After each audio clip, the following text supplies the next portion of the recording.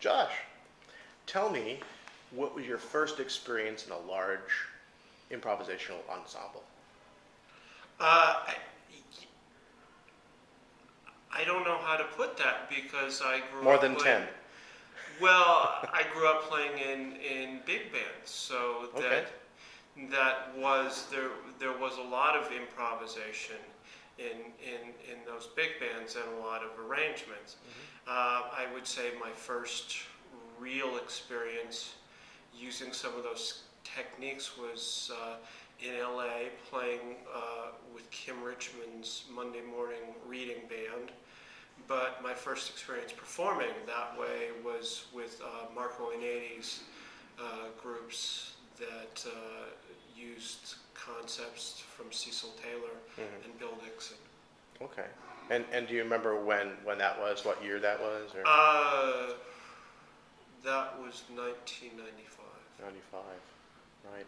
Did you work extensively with Marco's large group? Yeah. Yeah. Okay. And I'm curious then, what is your experience now directing a large ensemble like the Deconstruction Orchestra? You were in them, and now you've put yourself on the other side, so to speak, of that. Um, you know. It's pretty comfortable, actually. I spent a lot of time in ensembles going, well, if I was doing this, I would do this, this, and this, and not what was going on. I got a lot of tools. I also found a lot of conceptual problems with the groups that I was playing in. And part of that is just the nature of it, where you only have so much rehearsal time. So there's a looseness that happens and an expectation of looseness, and that just goes along with the format. But I didn't want to deal with that. But in some ways, you do deal with that, right? Because of the large ensemble groupings and all the various personalities and issues. And I'm wondering, are there specific ways that you help to bring people together in that large setting? Is it the tools you're utilizing, the similarity in concept of musicianship, or? Well, I have a process. Yeah. And a series of directions, and I like to think of, if 24 people can stop on a dime, then there's some control, and then there's some creative control going on there. It's not just a free-for-all. And I can do that. Can you talk about some of those tools more specifically in terms of the direction you've taken the Deconstruction Orchestra? Well, there's specifics. One, I have charts, which are cell structure charts, notated like Cecil Taylor's charts.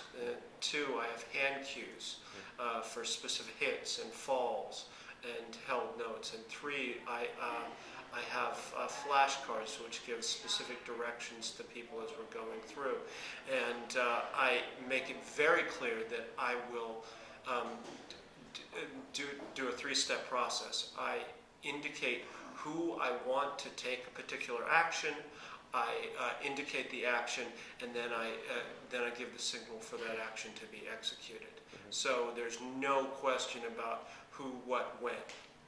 And that, I think, makes it a little different. They're not people like struggling for understanding as much. I mean, it is always a struggle, but there's everybody knows that the basic framework is under control, and they just have to do what they're asked of them.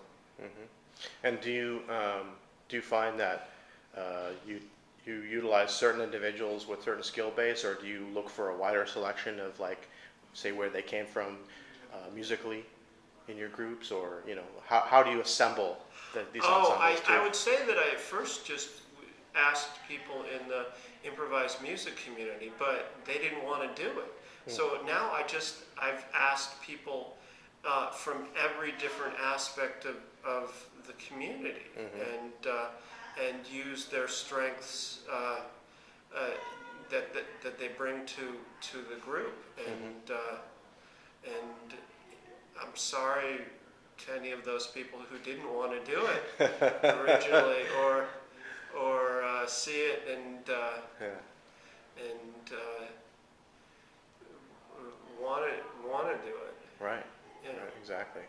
Yeah. So I was curious about that because I know that as someone who's been in there in your ensembles, there have been individuals that come from straight ahead jazz to free improvisation, you know, to Modern classical. Modern classical, right? Yeah, it's great that way. Yeah. I would say three of the strongest improvisers in the group are not jazz based in any manner, and I think that's good for the group. Right. I think the problem is when we get too much jazz in the group, and then it becomes too much of free jazz, which it is a free jazz project. That's true. I think, and I classify it as a free jazz project because there's inequity of roles going on, and there's a rhythm section underneath providing propulsion for the project. So I can say that's jazz in its nature. Yeah, exactly. Whereas other things I do, I wouldn't necessarily classify in the jazz tradition. Right, right.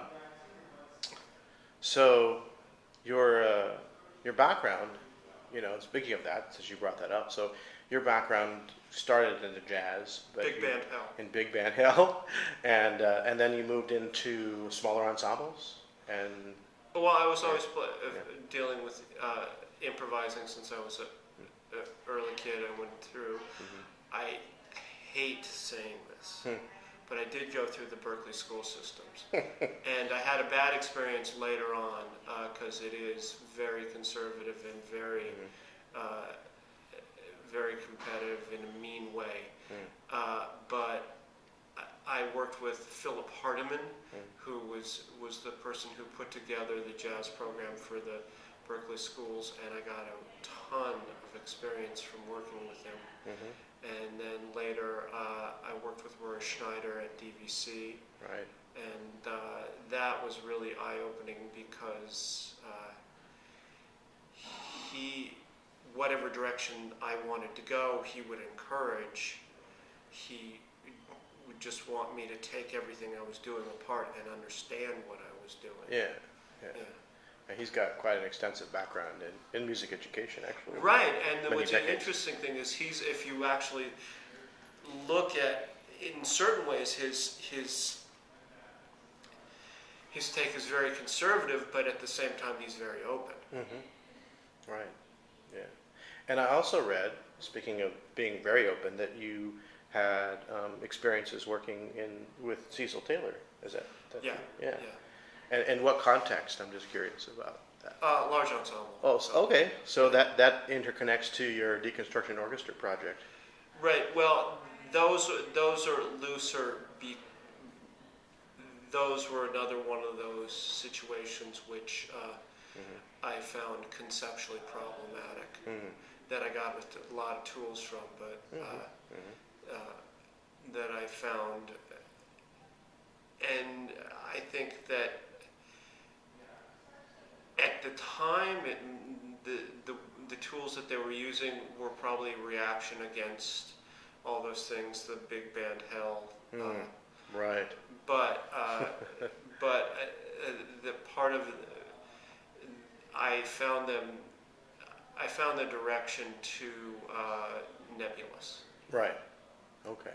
Oh, and that's so now that connects back to what you're talking about, some of the tools used with the orchestra, with the cue cards, with the general graphic shaping the lines, right? Right. Yeah.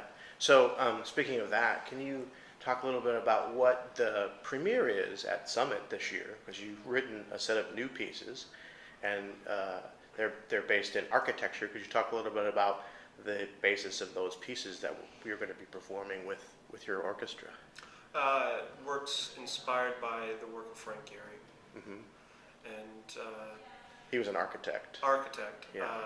Famous for many buildings, probably most famous for the Guggenheim at Bilbao. Oh, okay. and the Disney Theater in LA, Center for the Performing Arts is another one.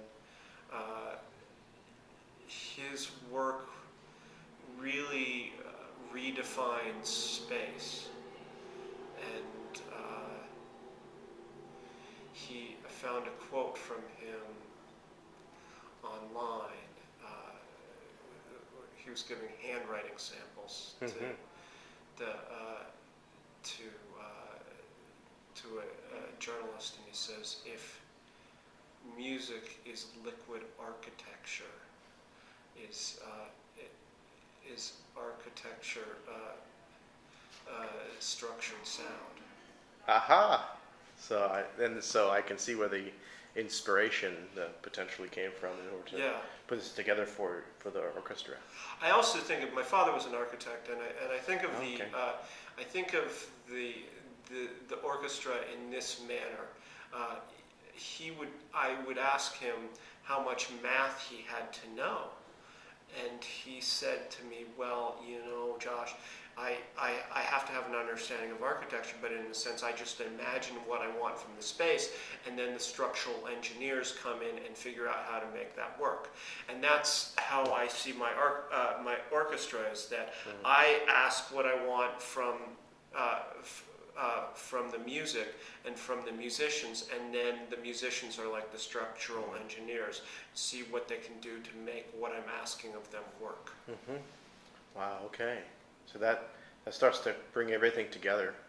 Yes. Into a cohesive experience that we will hopefully all experience on August the 1st at the Community Music Center. Yeah. Well, thanks for talking with me, and I hope to see all of you who are now watching this at the performance. Thank you, Josh. Thank you.